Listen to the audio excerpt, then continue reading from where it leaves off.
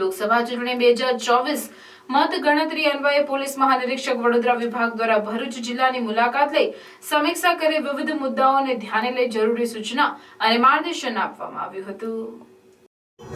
લોકસભા ચૂંટણી 2024 અંતર્ગત 14/3/2024 સમગ્ર દેશમાં આદર્શ આચારસંહિતા અમલમાં આવેલ અને 7/5/2024 રોજ લોકસભા ચૂંટણી યોજાયેલ. ચૂંટણી કામગીરી દરમિયાન પોલીસ મહાનિરીક્ષક વડોદરા વિભાગના સતત માર્ગદર્શન હેઠળ ભરૂચ જિલ્લા પોલીસ સતર્ક અને કાર્યરત રહેલ, જેના પરિણામ સ્વરૂપે જિલ્લામાં કોઈ અનિચ્છનીય બનાવ બને નહીં અને મતદાન શાંતિપૂર્ણ માહોલમાં સંપન્ન થયેલ.